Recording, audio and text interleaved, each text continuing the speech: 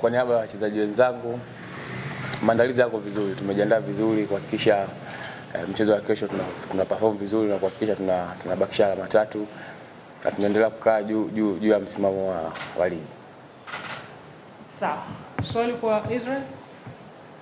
Israel, Yanga mko top of the table mpaka sasa hivi na mmetangulia mechi kadhaa dhidi ya Mtamiani Majani ambayo kwa Nyamu. Nyinyi kama wachezaji mmekuja kwenye ardhi ya ugeni, hamjawahi kucheza hata mechi moja. Na wenzenu walikuja wakapoteana kwa maana sare ya 1-1.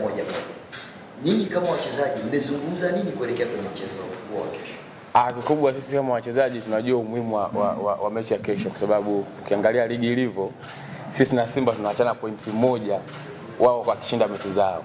Umeona, na kama mwalimu alivyosema tuweze kusubiri Simba apoteze mechi au nini ndio tuweze kuchukua ubingwa. Sisi tunahakikisha tunashinda mechi zetu ili mwisho wa siku tukiwa tuko juu kwa pointi 1, maana yake ligi ikisha tunaongoza pointi 1, sisi ni mabingwa tayari. Kwa hiyo kama wachezaji tunajua umuhimu wa kila mechi ambazo zimesalia, na tutahakikisha kila mechi tunapambana, tunajitolea kuhakikisha tunapata ushindi na tunaendelea kukaa pale juu.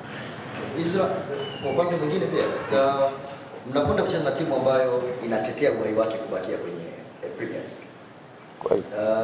Na kesho mechi yao ni ya muhimu sana kwa sababu watakuwa bakiza mechi 2 tu nyumbani, moja baada ya mechi yao. Mnaona ugumu kiasi gani kama wachezaji? Kwa sababu ndio mtakwenda kufanya kazi ya mechi maalum.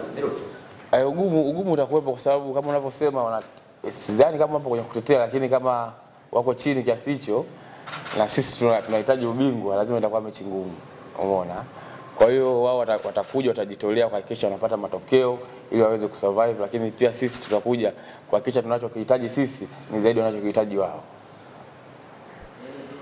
Swali la mwisho kwa mchezaji, nafasi ya kipekee kwa fans wa Young African Sports Club, nini unawaahidi hapo kesho? Kwa mashabiki waliojitokeza jana, tunawaahidi kesho tutajitolea kadri ya uwezo wetu na tutahakikisha tuna dominate mechi na tunashinda mchezo, kuwapa furaha kwa sababu nadhani ndio mara ya kwanza Yanga imekuja Babati. Kwa hiyo mashabiki wanategemea mambo mazuri kutoka kwa wachezaji wao, na tutahakikisha kama wachezaji tunapambana kwa ajili ya nembo ya timu, pia kwa ajili ya furaha ya mashabiki wetu. Asante sana.